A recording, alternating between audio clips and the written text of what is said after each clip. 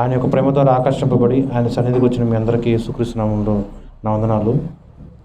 గడిచిన నెలలో నెహమ్యా గారి గురించి మాట్లాడుకున్నాం. యాక్చువల్గా నెహమ్యా అనగానే గుర్తొచ్చేది పాడైపోయి ఉన్న, అగ్ని చేత కాల్చబడిన యెరూషలేము యొక్క ప్రాకారములు తిరిగి కట్టించబడటం. నెహమ్యా అంటే బైబిల్లో ఉన్న ఆ యొక్క అధ్యాయాలు మొత్తంలో మెయిన్ కాన్సెప్ట్ అదే. దాని గురించి మనం మాట్లాడుకుందాం. చిన్న ప్రేయర్ చేసుకుని వాక్యం చూసుకుందాం.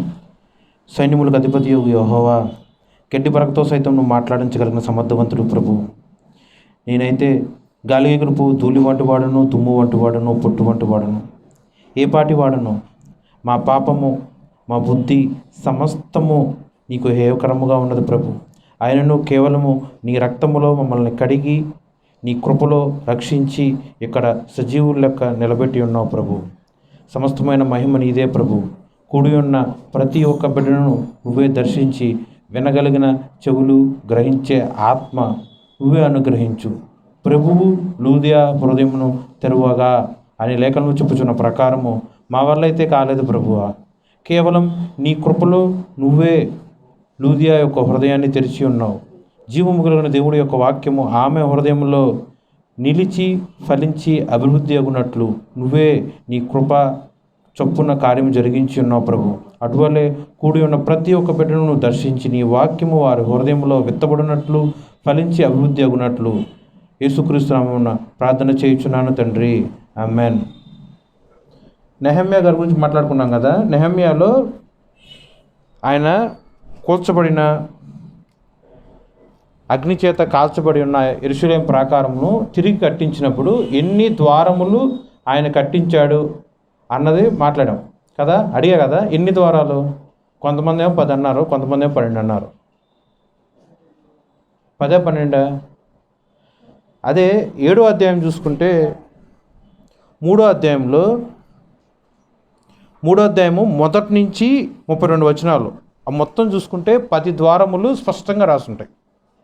10, కానీ అల్టిమేట్గా ఉండేది మాత్రం 12. మిగతా 2 7వ అధ్యాయంలో కానీ అలాగే 10, 9 వాటిలో రాసి ఉంటుంది. నెహమ్యా అంటే పాత నిబంధన గ్రంథం. నా బైబిల్లో అయితే 450 పేజీ.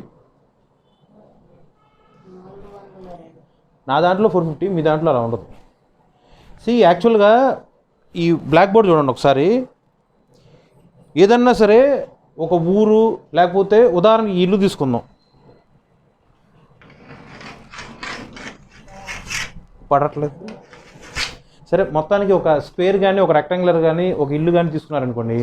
ప్రతి ప్రదేశానికి ఒక ప్రాకారము లేకపోతే ఒక ఫెన్సింగ్, ఒక బౌండరీ ఉంటుంది. ఇప్పుడు మన భారతదేశం తీసుకుంటే పై రాష్ట్రంలో వచ్చేసి జమ్మూ కాశ్మీర్, కింద వచ్చేసి కేరళ కానీ, ఇటు పక్కకు వచ్చేసి గుజరాత్, అటు పక్కన వచ్చేసి అరుణాచల్ ప్రదేశ్, సంథింగ్ అట్లా బార్డర్ ప్రకారం ఉంటుంది.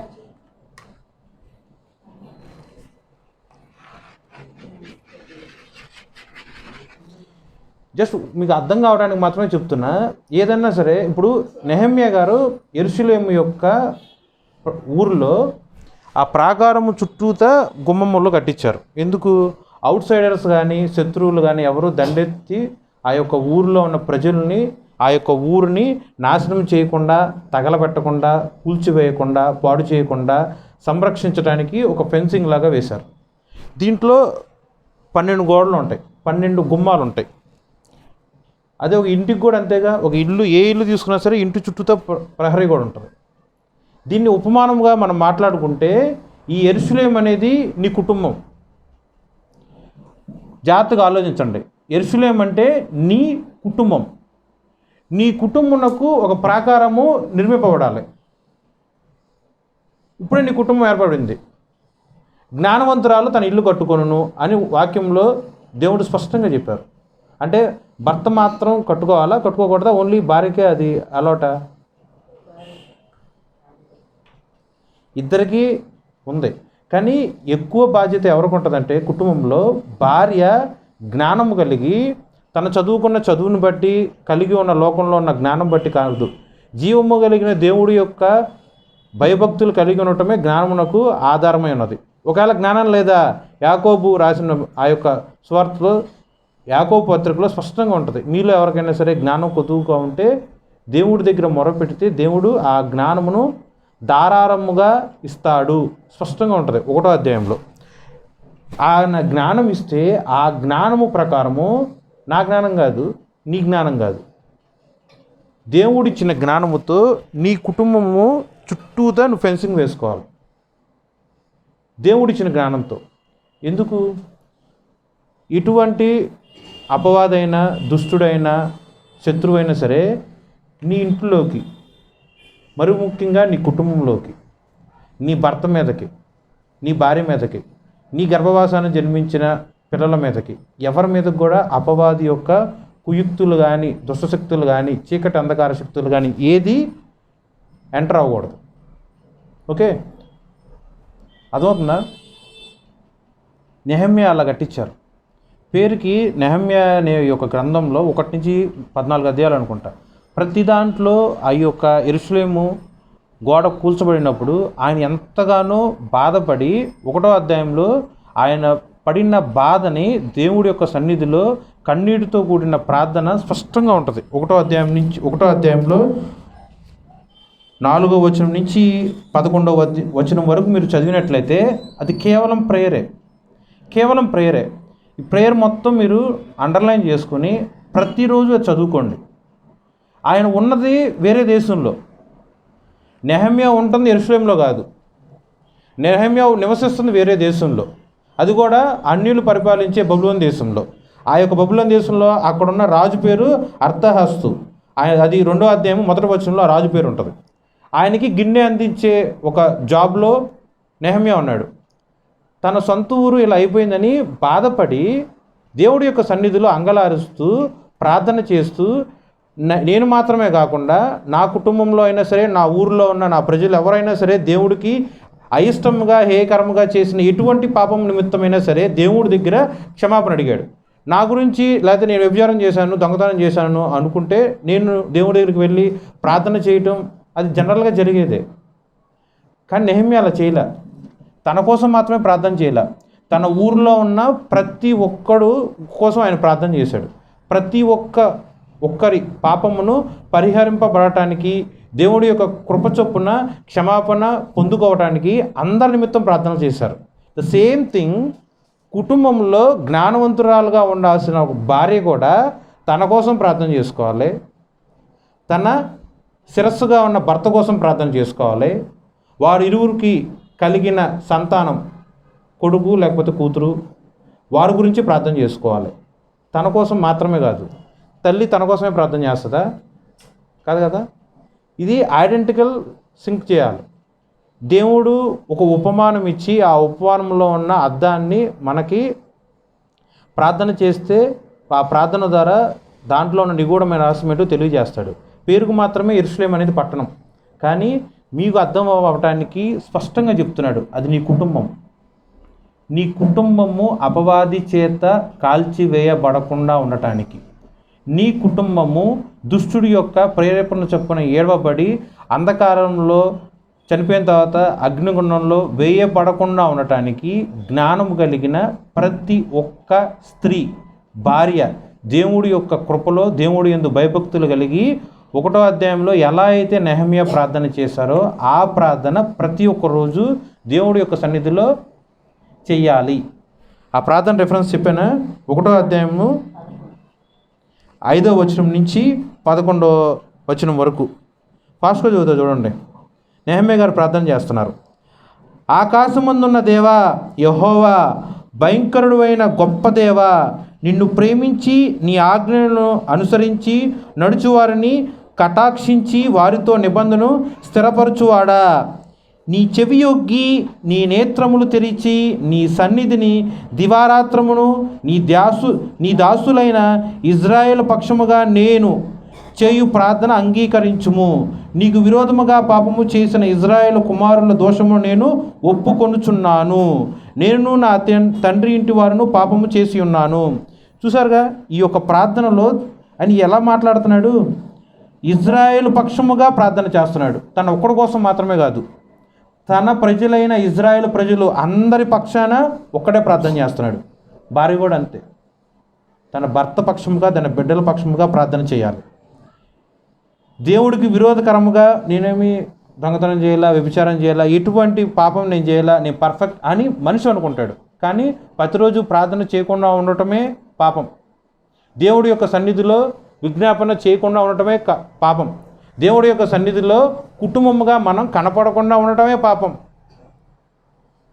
దేవుడు కనులెత్తి మనం చూసినప్పుడు ఆయన్ని సన్నిధిలో ధ్యానం చేయకుండా, అంటే ధ్యానం అంటే ప్రేయర్ ఒకటి, వాక్యాన్ని ధ్యానించడం ఒకటి, ఆ రెండు చేయకుండా ఉంటే అది పాపమే.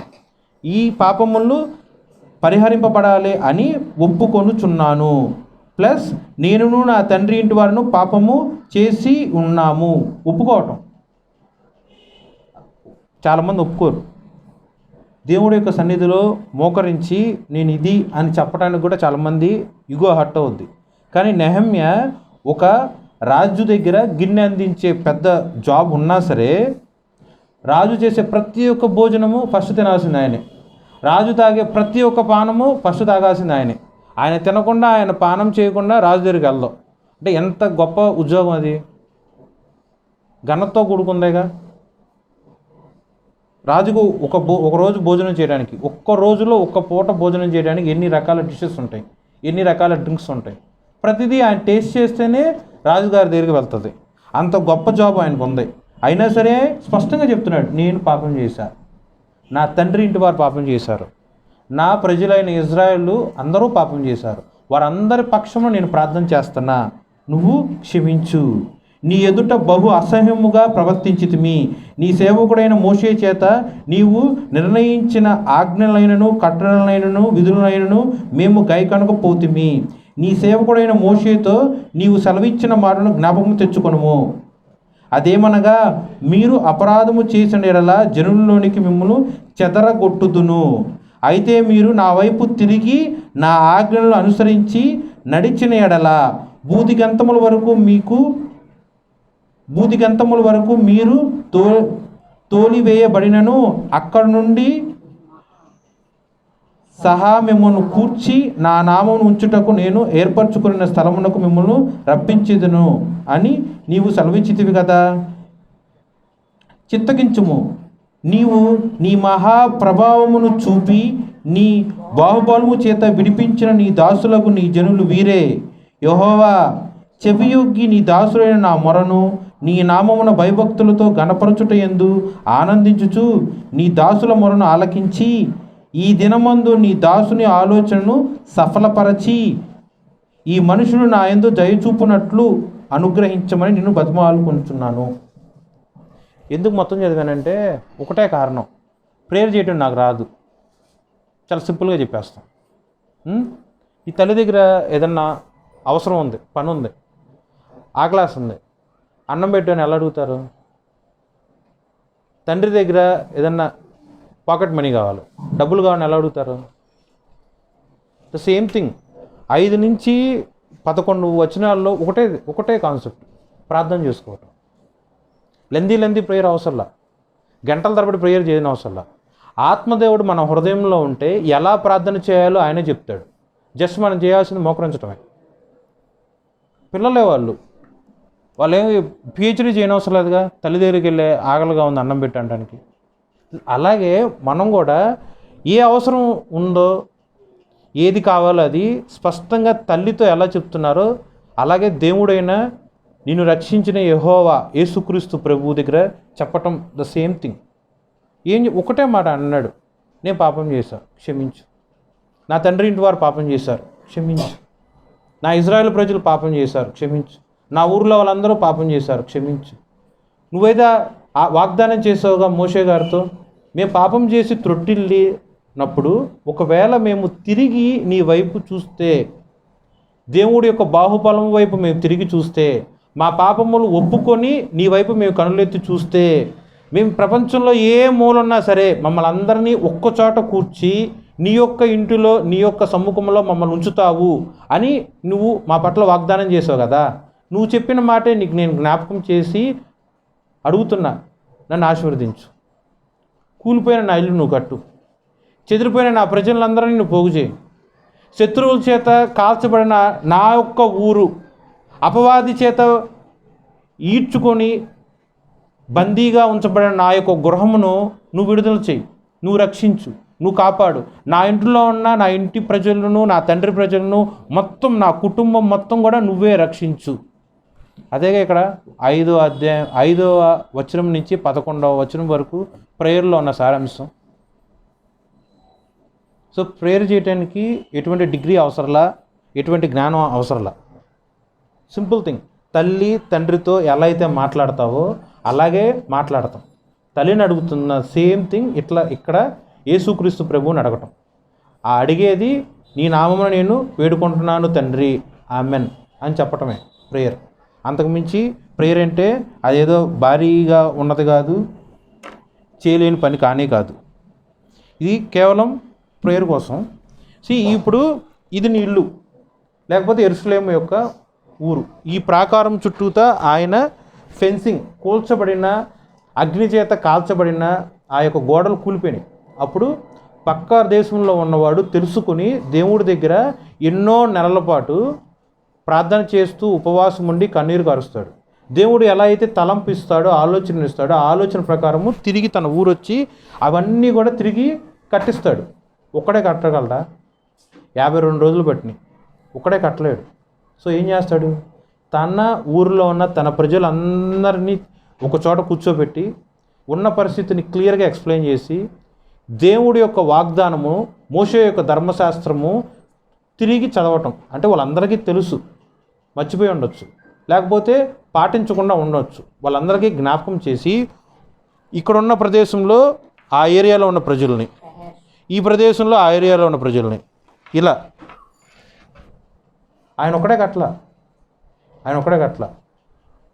అది ఉదాహరణకి ఇదేమన్నా ఏలూరులో తూర్పు బజార్ అనుకోండి, ఆ ఏరియాలో ఉన్న ప్రజలందరినీ ఆయన సమకూర్చుకొని ఇది పరిస్థితి అని చెప్పి తిరిగి కట్టించాడు. నెక్స్ట్ ఇంకో ఊరు, ఇంకో ఏరియా అలా మొత్తం కట్టించాడు. ఒక్కడే కట్టించాడు.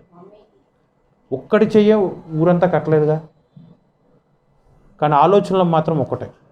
అలాగే భార్య కూడా తన ఆలోచనలు తన కుటుంబంలో ఉన్న భర్త పట్ల, బిడ్డల పట్ల వాళ్ళందరినీ ఒక్క గెట్ టుగెదర్ లాగా గ్యాదరింగ్ చేసి దేవుళ్ళో కట్టాలి. ఆ పని ఎవరిది? జ్ఞానవంతురాలు తన ఇల్లు కట్టుకును. ఆ పని ఎవరిది?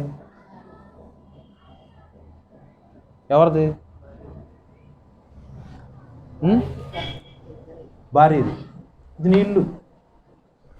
నీ ఇంట్లో అపవాది వచ్చాడు అనుకో, జ్ఞానం లేదని అర్థం.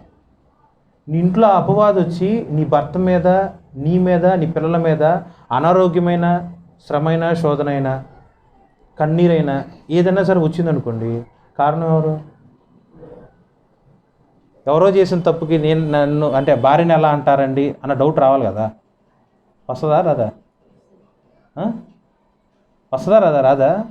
సరే నేనే తప్పు చేశాను, నేనే అప్పు చేశాను, అప్పు వాళ్ళు ఇంటి మీదకి వచ్చారు. భార్య ఉన్నప్పుడు భార్య మాటలు విని బాధపడుతుంది, రైట్? అవును కదా. అప్పు ఇక్కడ భార్య చేయలే, భర్తే చేశాడు. కానీ ఇంట్లో ఉన్న భార్య మీద మాట పడుతుంది కదా. దాంట్లో భార్యకి లింక్ ఏంటి?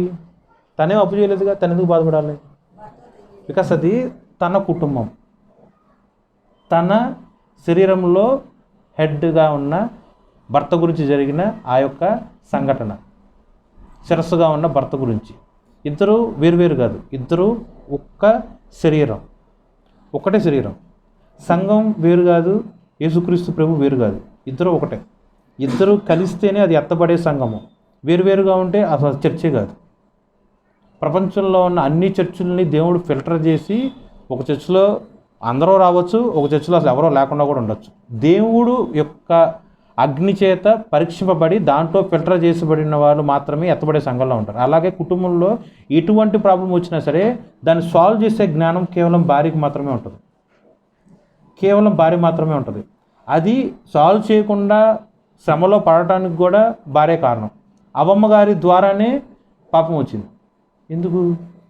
చెడు మాటలు విన్నప్పుడు తను దేవుడి దగ్గర విచారించి ఈ పని చెయ్యొచ్చా చేయకూడదా అని భర్తనన్నా అడగచ్చు.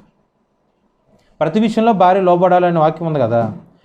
అపవాది వచ్చి ఆ పండు తిను, ఏం కాదు, దేవుడు అలా చెప్తున్నాడు. ఎందుకు చెప్తున్నాడు అంటే ఆ పండు తింటే నీకు దేవుడికి ఎలాంటి జ్ఞానం ఉందో ఆ జ్ఞానం నీకు వస్తుంది కాబట్టి దేవుడు తినద్దు అన్నాడు. సంథింగ్ అట్లా కుయుక్తులతో యుక్తికరమైన మాటలు మాట్లాడినప్పుడు తను విన్నప్పుడు ఏం చేయాలి? భర్తకు లోపడాలి కదా. విన్నప్పుడు ఏం చేయాలి? స్ట్రైట్ ఫార్వర్డ్గా వెళ్ళి పండు తినకూడదు. భర్త దగ్గరికి వచ్చి ఇది జరిగింది అని చెప్పి ఇద్దరు ముచ్చటించుకొని ఇంకా డౌట్ ఉంటే దేవుడి దగ్గర విచారణ చేసి తర్వాత కదా ఫర్దర్ స్టెప్ చేయాల్సింది. కానీ అక్కడ భార్య అలా చేయలే. ఏం చేసింది? తన సొంత నిర్ణయం ప్రకారము ఒక అడుగు ముందుకు వేసి ఆ పండు తినటం మాత్రమే కాకుండా తీసుకొచ్చి భర్తకి ఇచ్చేసింది. భర్తకి ఇచ్చిన తర్వాత భర్త అయినా సరే అది ఎక్కడది ఏంటి, ఇప్పుడు వరకు నేను తిన్న పండుల్లో ఎప్పుడు ఇలాంటి పండుని నేను చూడలేదు కదా, ఇది ఎక్కడి నుంచి తెచ్చావు అని అడగాలగా. అడగకుండా భార్య మీద నమ్మకంతో అతను కూడా తినేసాడుగా. సో అక్కడ దేవుడి దగ్గర ఉన్న రిలేషన్ వాళ్ళిద్దరికి బ్రేక్ అయింది. దీంట్లో కారణం ఎవరిది? సో నీ కుటుంబము దేవుళ్ళలో కట్టబడాలన్నా, నీ కుటుంబము దేవుడి దగ్గర నుంచి దూరంగా వెళ్ళాలన్నా, నీ కుటుంబంలోకి అపవాది చొరబడి రావాలన్నా, దేవుడికి హేయకరమైన ఎటువంటి ఆలోచనలైనా సరే నీ హృదయంలో నీ తలంపుల్లో ప్రేరేపబడాలన్నా అది ఎవరి ద్వారా వస్తుంది? భార్యనే ఒక మంచికైనా చెడుకైనా అపవాది వాడుకుంటాడు. ఓకే. సో నువ్వు ప్రతి విషయంలో జ్ఞానం కలిగి ఉండు, ప్రతి విషయంలో లోబడి ఉండు. చిన్న విషయం అవ్వచ్చు, పెద్ద విషయం అవ్వచ్చు, ప్రతిదీ మాట్లాడుకోవాలి, ప్రతిదీ చెప్పుకోవాలి. ఇద్దరి యొక్క మ్యూచువల్ అండర్స్టాండింగ్తో, సలహాలతో, అభిప్రాయాలతో కుటుంబంలో ఉన్న ఏ ఒక్క పరిస్థితులు బట్టి అయినా సరే నిర్ణయాత్మకంగా వెళ్ళాలి. ఓకే. సో ఇక్కడ 12 గోడలు అని చెప్పా కదా, 12 గుమ్మములు. ఈ ఇల్లు తీసుకున్నాం, ఇంటికి ప్రహరీ గోడ ఉందిగా, ఆ ప్రహరీ గోడకి ఇదే ఇంట్లో ఇలా అన్నీ తీసుకుంటే ఇది మెయిన్ డోరు, ఇది మెయిన్ డోరు, అట్లా అన్నీ ఉంటాయి. ఈ యొక్క 3వ అధ్యాయం ఓపెన్ చేయండి. 3వ అధ్యాయంలో ఫస్ట్ వచనము అలాగే 32వ వచనంలో కామన్ పాయింట్ ఏంటంటే గొర్రెల గుమ్మం. కనిపించిందా?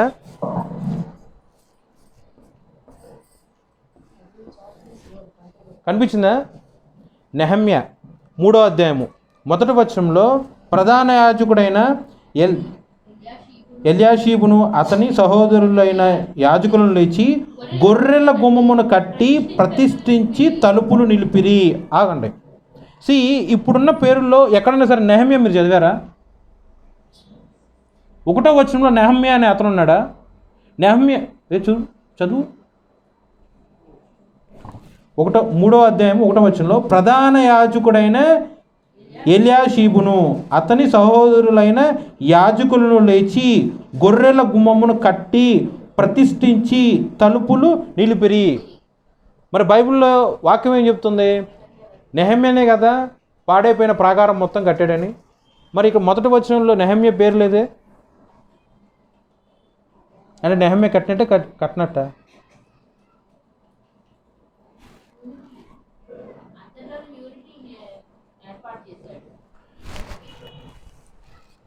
ఇందా మీకు చెప్పే కదా, ఇది విస్తరణ ఒక 10 కిలోమీటర్లు అనుకోండి. మీ ఊరు విస్తరణ ఎంత ఉంటుంది? 10 కిలోమీటర్లు అనుకుందాం. దాంట్లో ఒక భాగము ఇది గొర్రెల గుమ్మం అనుకుందాం. ఈ గొర్రెల గుమ్మం ఈ ఏరియాలో ఉన్న ప్రజల్ని నెహమ్యా గ్యాదర్ చేసి వాళ్ళ చేత కట్టించాడు. ఓకే. ఈ పని ఆ ప్రజలకు అప్పచెప్పాడు. ఇంట్లో మెయిన్ డోరు కట్టేటప్పుడు నేను ఒక టాపీ మేస్త్రికి అప్పచెప్పి ఆ డోర్ వచ్చేసరికి ఇంకో టాపీ మేస్త్రి నేను అప్పచెప్పగలను కదా. ద సేమ్ థింగ్ నేను అప్పచెప్పాడు. కానీ 12 గుమ్మముల్లో ఆయన పాత్ర ఉంది. ఆయనే కనుక లేకపోతే వీళ్ళందరూ ఈ యాజకులు అవ్వచ్చు, ఎల్యాషీబు అవ్వచ్చు, వాళ్ళు పుట్టి పెరిగింది నివసిస్తుంది ఆ ప్రదేశంలోనే, ఆ ఊర్లోనే. కానీ వాళ్ళు ఎవరో పూనుకోవాలి కట్టడానికి. నెహమ్యా వచ్చి ప్రేరేపిస్తేనే, నెహమ్యా వచ్చి మోషే యొక్క ధర్మశాస్త్రము జ్ఞాపకం చేస్తేనే, నెహమ్యా వచ్చి దేవుడి యొక్క ఆజ్ఞలను వివరిస్తేనే ఈ యొక్క ప్రజలందరూ ఏకతాటి మీద వచ్చి దేవుడి యొక్క ప్రాకారమును కట్టారు. ఓకే. ఇక్కడ ఒక్కొక్క ప్రదేశంలో ఒక్కొక్క ప్రజల్ని ఎన్నుకొని వాళ్ళ చేత కట్టించారు. కానీ గొర్రెల గుమ్మములో ఉన్న విశిష్టత ఏంటంటే యాజకుల చేత కట్టించారు. ఒక సర్వసాధారణమైన ప్రజల చేత కట్టించాల.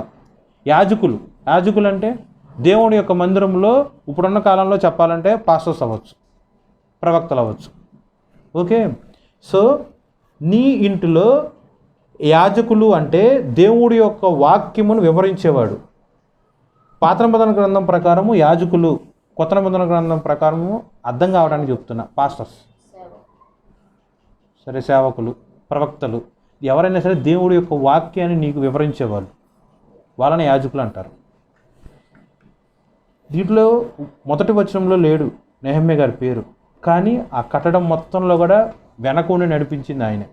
ఈ మొదటి వచనం నుంచి 32 వచనాల వరకు చూసుకుంటే 32 వచనంలో లాస్ట్లో ఉంటుంది, మరియు మూలకును గొర్రెల గుమ్మముకును మధ్యన బంగారపు పనివారును వర్తకులను బాగు చేసిరి. ఇది ఫస్ట్ది. ఇలా తిరిగి వచ్చి 2, 3 ఇలా వచ్చి ఇక్కడ లాస్ట్ది. ఎక్కడైతే స్టార్ట్ చేశారో అక్కడి నుంచి కట్టుకుంటూ వచ్చి చివరికి అక్కడ ఎండ్ అయ్యాడు. ఓకే, ఈ ఒక ఊరిలో అన్ని రకాల ప్రజలు ఉంటారుగా, వాళ్ళు అందరికీ గుమ్మములు కట్టారు. ఓకే, 12 గుమ్మములు ఉన్నప్పుడు 12 గుమ్మముల్లో ఇది మాత్రమే మొట్టమొదటి గుమ్మం ఎందుకైంది?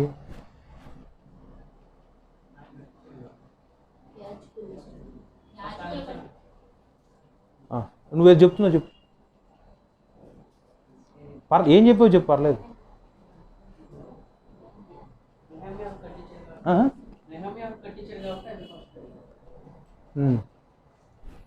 యాజకులు కట్టించారు. ఇప్పుడు 1, 2, 3, 4 ఇలా 12 వేసుకుంటున్నాం కదా. ఈ 2వ గుమ్మమే మెయిన్ గుమ్మం అవ్వచ్చు కదా, ఎందుకు అవ్వలేదు? పోనీ 3వ గుమ్మమే మెయిన్ గుమ్మం అవ్వచ్చు కదా, ఎందుకు అవ్వలేదు? ఒక ప్రాపర్ ఆర్డర్ ఎందుకు ఉండాల్సి వచ్చింది? ఈ 3వ అధ్యాయం మొదటి నుంచి అన్ని వచనాలు చూసుకుంటే ఒక సీక్వెన్స్ ఉంటుంది. ఆ సీక్వెన్స్ కరెక్ట్గా అదే సీక్వెన్స్ అంటే తెలుసుగా, 1 నుంచి 12 అదే సీక్వెన్స్లో ఉండాలి. తారుమారు అయితే అది సీక్వెన్స్ అవ్వదుగా. అలా సీక్వెన్స్ ప్రకారం ఎందుకు కట్టించబడి ఉన్నాయి, దానికి సీక్వెన్స్ దేవుడు ఎలా నిర్ణయం పెట్టి మనకి ఎక్స్ప్లెయిన్ చేయాలని ఉద్దేశించారు. ఇది ఎప్పుడన్నా మీ పాస్టర్ గారు చెప్పారా మీకు? నెహమ్యా గురించి చెప్పారుగా. ఇప్పుడు ఆలోచించు, నువ్వు సీక్వెన్స్ ఎందుకు ఇవ్వాల్సిన అవసరం వచ్చింది? ప్లస్ ఆ సీక్వెన్స్లో గొర్రెల గుమ్మం మాత్రమే ప్రథమ గుమ్మం, లేకపోతే మెయిన్ డోర్గా ఎందుకు సెలెక్ట్ చేసుకోబడి ఉన్నది? క్వశ్చన్ అర్థమవుతుందా? క్వశ్చన్ అర్థమైందా? మీకు ఆన్సర్ రాకపోయినా పర్లా, క్వశ్చన్ అర్థమైతే చాలు. చెప్పు.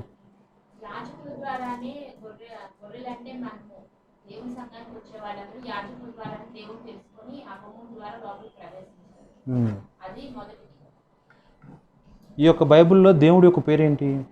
ఆయనే ఆది, ఆయనే అంతం, ఆయనే మొదటివాడు, ఆయనే చివరివాడు.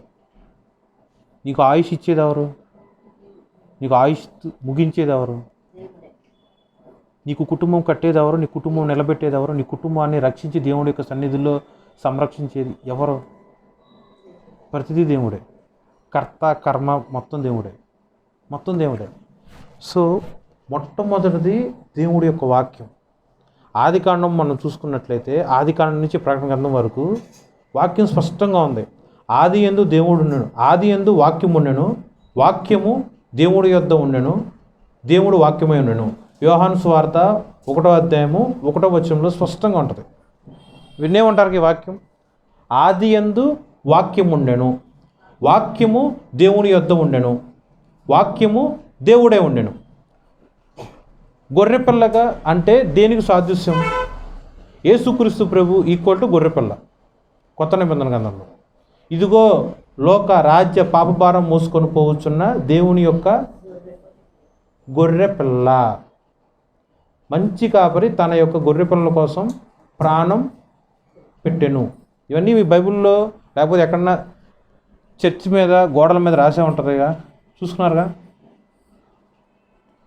వాక్యము ఆది, మొట్టమొదట ఉన్నదే వాక్యం. ఈ యొక్క సృష్టి యావత్తు దేని ద్వారా నిర్మింపబడి ఉన్నది? ఆదికాండం 1వ వచనం మొత్తం చూసుకున్నట్లయితే అగుగాక, సూర్యుడు అగుగాక, సృష్టి అగుగాక, చంద్రుడు అగుగాక, సముద్రము అగుగాక, ప్రతిదీ అగుగాక అగుగాక అని దేవుడు తన మాట చొప్పున మాత్రమే నిర్మించాడు, ఒక మనిషిని తప్ప. సృష్టిలో ఉన్న ఏదైనా సరే, జంతువులైనా సరే, ఏదైనా సరే, మనిషి తప్ప ఉన్న ఏదైనా సరే దేవుడి యొక్క మాట చొప్పున మాత్రమే అవి నిర్మింపబడి ఉన్నవి. సో ఈ యొక్క సృష్టి యావత్తులో ఉన్న మెయిన్ ఫస్ట్ స్టార్టింగ్ పాయింట్ ఏంటి? దేవుడు అంటే వాక్యం, అంటే గొర్రె పిల్ల. నిష్కలంకమైన దేవుడి యొక్క రక్తము ద్వారా ప్రతి ఒక్క పాపానికి క్షమాపణ ఉంటుంది, పరిహరింపు ఉంటుంది. ఆ యొక్క రక్త పోషణ ద్వారా మనము నూతనముగా జన్మించి దేవుని యొక్క రాజ్యంలో నివాసయోగ్యులుగా ఉన్నట్లు దేవుడు కృప చూపారు. ఇప్పుడు వరకు ఏమైనా డౌట్స్ ఉన్నాయా? అర్థమైందా? నీకేమైనా అర్థమవుతుందా? ఫాలో అవుతున్నావా? ఫస్ట్ టైం వింటున్నావా? Any doubts? ఈ గొర్రెపిల్లని మొదటి లేకపోతే మెయిన్ డోర్గా ఎందుకు అనాల్సి వచ్చిందంటే యోహాను సువార్త 1వ అధ్యాయము 29. యోహాను సువార్త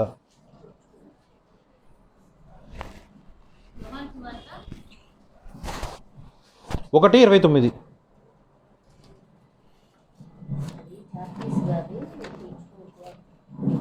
మరునాడు యోహాను యేసు తన యుద్ధకు రాగా చూసి, ఇదిగో లోక పాపను మోసుకొని పోవు దేవుని గొర్రెపిల్ల, నా వెనుక ఒక మనుషుడు వచ్చుచున్నాడు. అది చాలండి. బాప్తిస్మం ఇచ్చి యోహాను దేవుడిని చూడంగానే మాట్లాడిన మొట్టమొదటి మాట ఏంటి? వాళ్ళిద్దరూ ఆల్మోస్ట్ ఒకటే వయసు. బాప్తిస్మం ఇచ్చి యోహానుకి యేసుక్రీస్తు ప్రభుది ఒకటే వయసు, జస్ట్ నెలలే తేడా.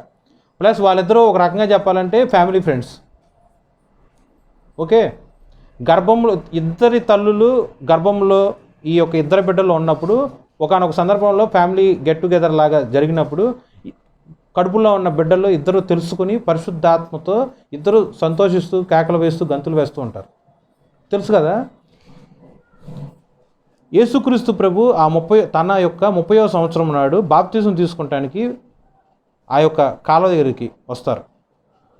బాప్తిజం ఇచ్చి యోహాన్ దగ్గరికి వస్తారు, బాప్తిజం కోసం వస్తారు. అలా వచ్చినప్పుడు మీరు వచ్చారనుకో, నేనేమంటాను, విశాలి వచ్చింది, లేకపోతే విసు వచ్చారు, లేకపోతే పలానా వచ్చారని చెప్తాను. కానీ యేసుక్రీస్తు ప్రభు వచ్చినప్పుడు యోహాన్ గారు ఏం మాట్లాడారు?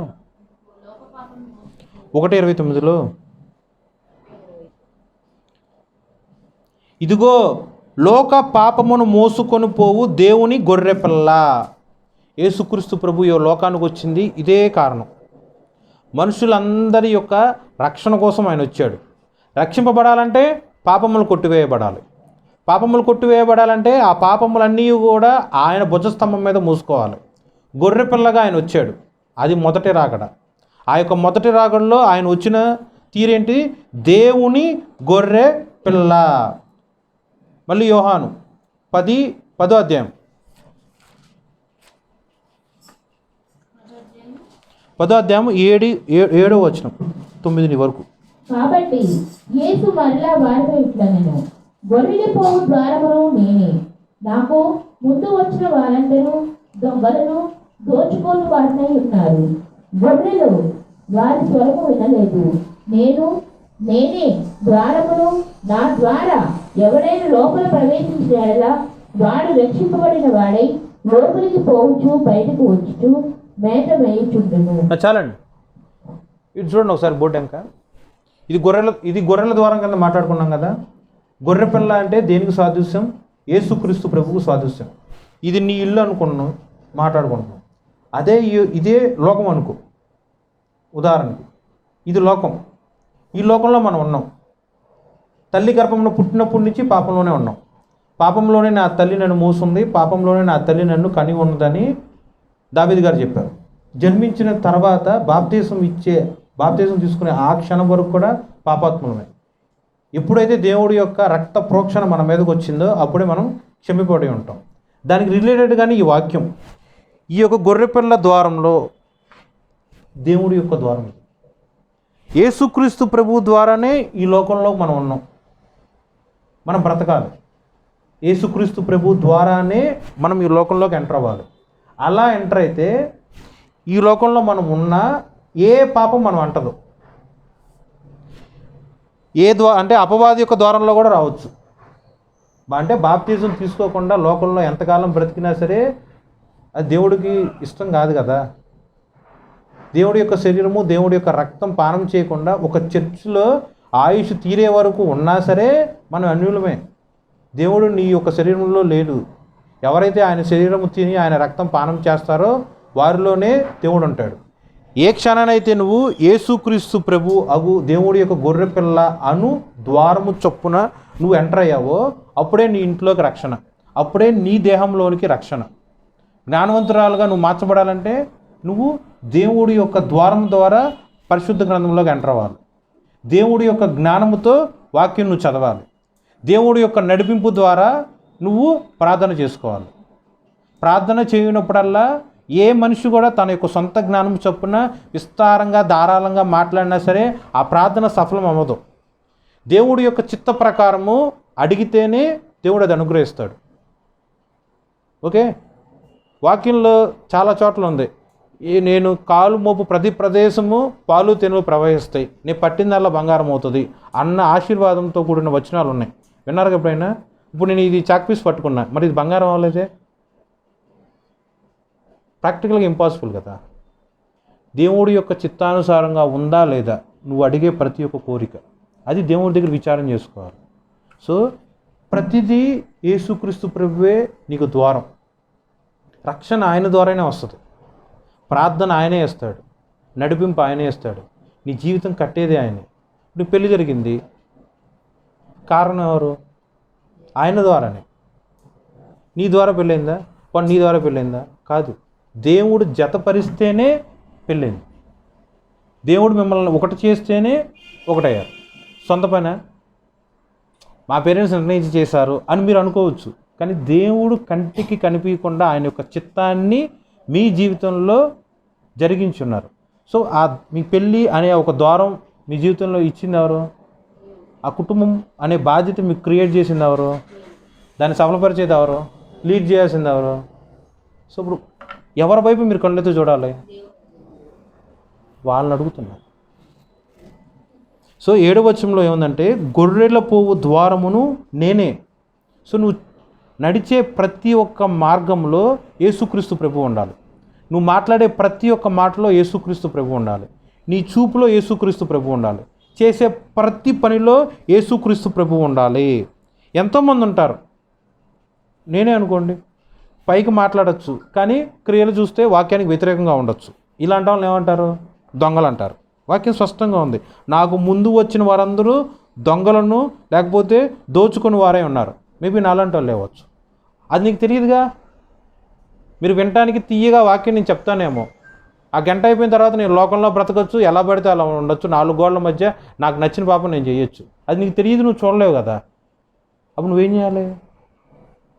జ్ఞానము కలిగి దేవుడి యొక్క ద్వారము దగ్గర నువ్వు నిరీక్షణతో ప్రార్థన చేస్తే అప్పుడు నీకు తెలుస్తుంది, నేను చెప్పింది వాక్యానుసారంగా ఉందా, ఏ చర్చికి వెళ్ళాలి, ఎవరి వాక్యం వినాలి, ఎలా ప్రార్థన చేసుకోవాలి. లోకంలో ఉన్న ఇటువంటి దొంగ అయినా సరే, లోకంలో ఉన్న ఇటువంటి దోచుకునేవాడైనా సరే నా మీదకు వచ్చినా సరే నేను దొంగిలింపబడను. బికాస్ నా పక్కన దేవుడి యొక్క గొర్రెపిల్ల ఉంది కదా, నాకు ముందే చెప్తారు కదా. సో నేను దొంగ దగ్గరికి వెళ్ళను, దొంగ నా దగ్గరికి ఆయన రానియడు. దోచుకునేవాడి దగ్గరికి నేను వెళ్ళను, అసలు దోచుకునేవాడే నా దగ్గరికి రాకుండా నా గొర్రెపిల్ల నాకు అడ్డుగా ఉంటుంది.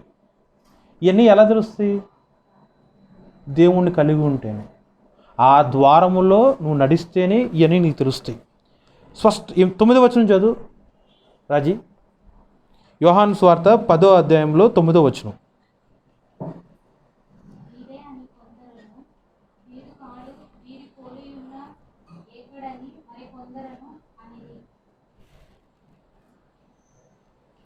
నేనే ద్వారమును. 10 and 9. యోహాను సువార్త 10:9. అదే చదివావా? నాకు వినిపించలేదు.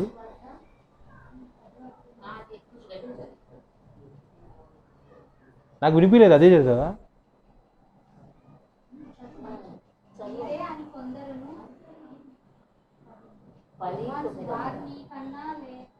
తొమ్మిది అమ్మాయి 10వ అధ్యాయంలో 9వ వచనం.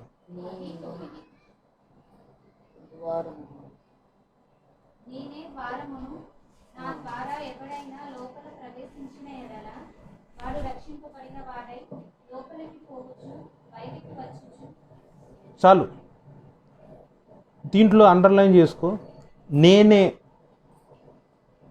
నేను కూడా ద్వారం అని వాక్యంలో లేదు. నేనే.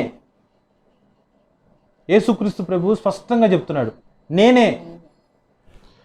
నేనే ద్వారము, నా ద్వారానే రక్షణ, నా ద్వారానే తండ్రి యొద్దకు నువ్వు చేర్చబడతావు, నా ద్వారానే పాపం క్షమింపబడుతుంది, నా ద్వారానే పరలోకానికి నువ్వు చేర్చబడతావు. ప్రతిదీ నా ద్వారానే. నేనే. నీ ఇంట్లోకి మెయిన్ డోర్ నేనే, నీ కుటుంబంలో మెయిన్ డోర్ నేనే. వివాహము అనేది నీ జీవితంలో అన్ని విషయంలో కన్నా కూడా ఘనమైనది. పుట్టినరోజు కాదు, ఏ ఫంక్షన్ కాదు, ఏ సెలబ్రేషన్ కాదు, అన్ని విషయంలో ఘనమైనది వివాహం. ఆ వివాహంలో దేవుడు ఉంటేనే కుటుంబం కట్టబడుతుంది. ఆ వివాహంలో దేవుడు లేకపోతే అప్పుడు మీకు డౌట్ రావాలిగా. సృష్టి యావత్తులో చాలామంది పెళ్ళిళ్ళు ఉన్నాయి, విగ్రహారాధనలు చేసుకునే వాళ్ళు కూడా పెళ్ళిళ్ళు చేసుకున్నారు. మరి వాళ్ళు కూడా హ్యాపీగానే ఉన్నారు అనుకోవచ్చుగా. వాళ్ళందరూ హ్యాపీగానే ఉంటారు, వాళ్ళందరికీ ఆస్తిపాస్తులు ఉంటాయి, ఒకరికి లోపల ఒకరు బతికిన వాళ్ళు కూడా ఉంటారు. యాక్చువల్గా మనకన్నా ఇంకా అంటే బిఫోర్ జనరేషన్స్ చూసుకుంటే బ్రాహ్మణ్స్ అవ్వచ్చు, వాళ్ళందరూ కూడా భార్య భర్తలు అందరూ ప్రేమతో లోబడినట్టే ఉన్నారు, నేను ఒప్పుకుంటాను. కానీ చివరి స్థితికి వెళ్ళే టైంకి వాళ్ళందరూ కూడా బైబిల్ ప్రకారము అగ్నిగుండంలో వేయబడతారు.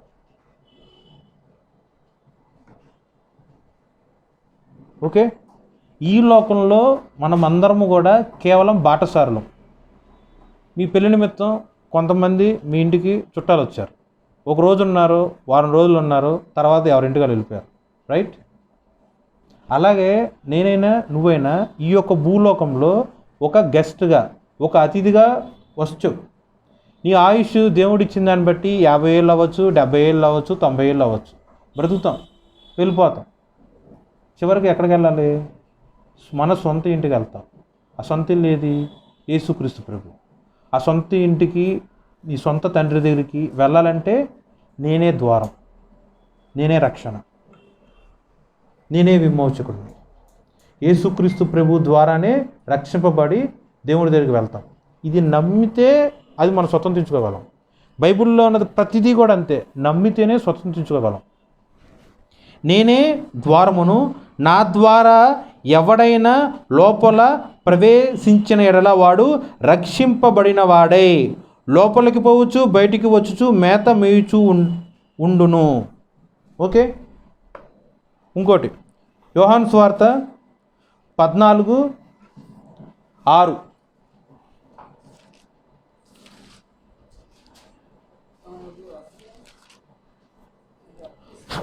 చదువు.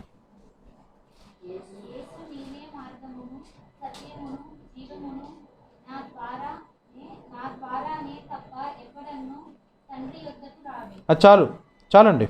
14వ అధ్యాయం 6వ వచనంలో ఈ వాక్యం మాట్లాడే వ్యక్తి ఎవరు? యేసుక్రీస్తు ప్రభు స్వయంగా మాట్లాడుతున్నాడు. ఇందాక 10వ అధ్యాయము 9వ వచనంలో నేనే ద్వారం, ఇక్కడేం మాట్లాడుతున్నాడు? నేనే మార్గం, నేనే సత్యం, నేనే జీవం, నా ద్వారానే తప్ప ఎవడను తండ్రి యొద్దకు రాడు. సో ఈ యొక్క సృష్టి యావత్తులో ఎన్నో రిలీజియన్స్ ఉండొచ్చు, ఎన్నో క్యాస్ట్లు ఉండొచ్చు, ఎన్నో రకాల మతాలు అందరూ నమ్మి విశ్వసించి పాటిస్తున్నారు. కానీ బైబిల్ స్పష్టంగా చెప్తుంది, నేనే ద్వారం, నేనే మార్గం. ఇక్కడ వాక్యంలో జాగ్రత్తగా చూసినట్లయితే నేనే అంటే రెండో మార్గం లేదు, రెండో ద్వారమో లేదు, రెండో రక్షణ లేదు, రెండో దేవుడు లేడు, మొత్తం ఒకరే. ఆయనే ఆది, ఆయనే అంతం, ఆయనే దేవుడు, ఆయనే రక్షకుడు, ఆయనే ద్వారం, ఆయనే మార్గం, ఆయనే సత్యం, ఆయనే జీవం.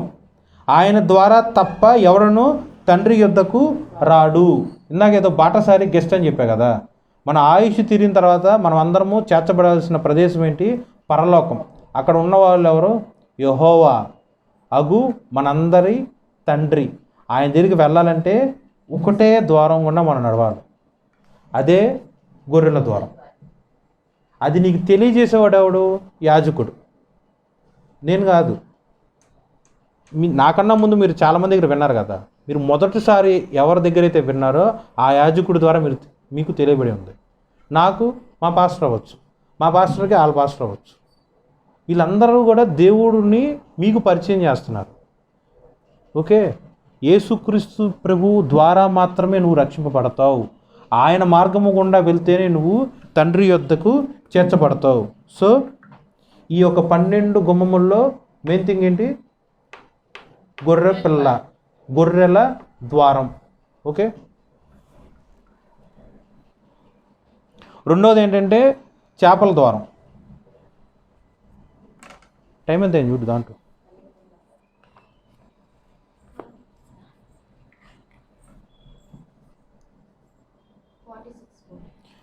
నెహెమ్యా 3వ అధ్యాయము 3వ వచనం. నెహెమ్యా చదవండి, విషయాలు తీసి చదువు. నెహెమ్యా 3:3.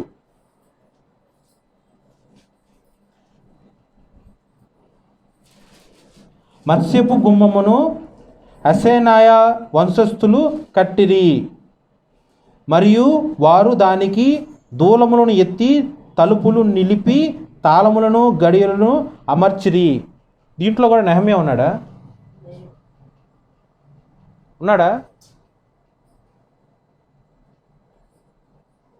నెహెమ్యా లేడుగా. మరి ఎవరు కట్టారండి? బైబిల్ ఓపెన్ చేస్తావా విశాలి? చదువు.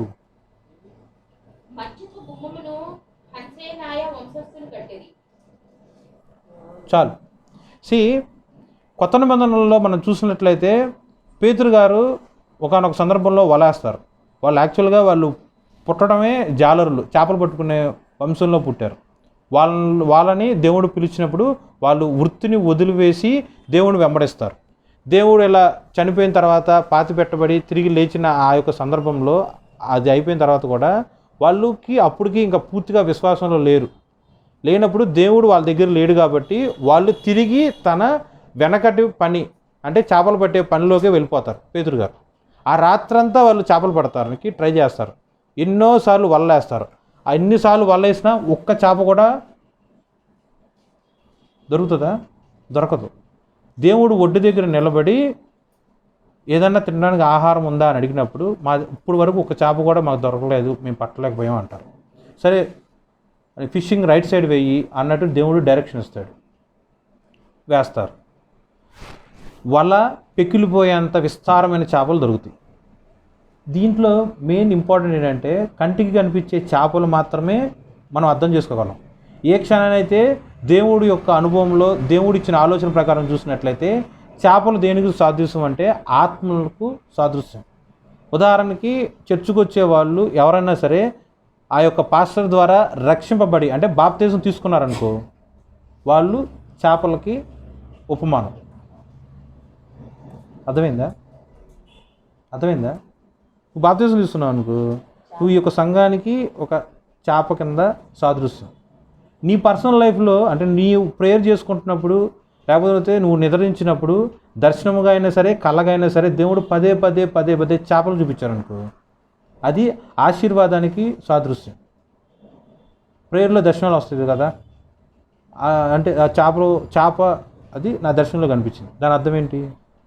దేవుడు ఆశీర్వదిస్తున్నాడు. పెద్ద చేపలైతే ధననిధి అవ్వచ్చు, చిన్న చేపలైతే ఆత్మల సంపాదన. ఓకే, చూడండి ఈ యొక్క సీక్వెన్స్లో మొట్టమొదటిది గొర్రెపిల్ల ద్వారం, రెండోది ఏంటంటే చేప. అక్కడ చేపను రాయలా, అక్కడ ఏం రాశారంటే మత్స్యపు. తెలుగు ట్రాన్స్లేట్ చేస్తే అదేంటిది? వాక్యము దేవుడే ఉన్నాడు. ఆ వాక్యమే ద్వారం. యేసుక్రీస్తు ప్రభువే ద్వారం ఈ లోకంలోకి. యేసుక్రీస్తు ప్రభువే రక్షణకు ఆధారం. యేసుక్రీస్తు ప్రభువే వాక్యము ద్వారా నీ హృదయంలోకి వస్తుంది. నా హృదయంలో ఎప్పుడైతే దేవుడి యొక్క గొర్రెపిల్ల ఆ వాక్యం వస్తుందో, ఆ వాక్యాన్ని నేను ఎప్పుడైతే దేవుడి యొక్క కృపలో నమ్ముతానో అప్పుడు నేను రక్షింపబడతా. ఏ క్షణానైతే రక్షింపబడ్డానో అప్పుడు చాపగా నన్ను ఉపమానము రీతిగా మాట్లాడిన మాట ఇది. Got it? అర్థమైందా? సో వాక్యం ఇంపార్టెంట్. ఇదే చర్చ్ అనుకుందాం, ఇది చర్చ్ అనుకుందాం. ఈ సంఘంలో దేవుడి యొక్క వాక్యము ఒక యాజకుడు ద్వారా మీరు వింటున్నారు. 100 మంది ఉండొచ్చు, లేదా ఇద్దరే ఉండొచ్చు. ఇద్దరిలో ఒకడే బాప్తిజం తీసుకున్నారనుకో, ఆ ఒక్కడే చేప రూపముగా అంటే రక్షింపబడ్డవాడికి సాదృశ్యంగా ఉంది. రెండోవాడు రక్షింపబడలేదంటే దేవుడు నిర్ణయించిన సమయంలో రక్షింపబడతారు. ఒకవేళ రక్షింపబడకపోతే అల్టిమేట్గా వాళ్ళు అగ్నిగుండంలోకి చేర్చబడతారు. సో నీ కుటుంబంలో ఉన్న వాళ్ళు కూడా ఆత్మీయంగా దేవుడిలో స్థిరత్వంగా ఉండాలంటే ప్రతి ఒక్కరిని కూడా దేవుడు అనే వాక్యాన్ని గ్యాలంలాగా వేయాలి. గ్యాలం ఒక లాటరీయా? ఎక్కడ ఇలా లేస్తారా? కాదు. జాలలకు తెలుసు నది ఎంత లోతుగా ఉన్నా, ఎంత ప్రవాహంగా ఉన్నా, ఏ ప్రదేశంలో గ్యాలం వేస్తే చేప దొరుకుతుందో చేపలు పట్టేవాడికి తెలుస్తుంది. అలాగే దేవుడు వాక్యము ఏ బిడ్డ హృదయానికి గ్యాలంలాగా వేయాలో అది దేవుడికి మాత్రమే తెలుసు. నువ్వు రక్షింపబడ్డావా? దేవుడి యొక్క వాక్యము నీ హృదయాన్ని ఒక గ్యాలంలాగా టైట్ చేసి వాక్యంతో బిగించి దేవుడి యొక్క సిలువుకి కట్టివేయబడి ఉన్నది. Any doubts? సో ఈ యొక్క ఆదివారము పునరుద్ధాన దినంలో నెహెమ్యా గారి చేత కట్టింపబడ్డ ఆ యొక్క 12 గుమ్మముల్లో మాట్లాడుకుని రెండే. ఒకటి గొర్రెపిల్ల గుమ్మం, రెండోది మత్స్యపు గుమ్మం. దేవుడి యొక్క చిత్తం అయితే నెక్స్ట్ వీక్ మిగతా వాటి గురించి మాట్లాడుకున్నాం. చిన్న వాక్యం దేవుడు దీవించును గాక. ఆమేన్.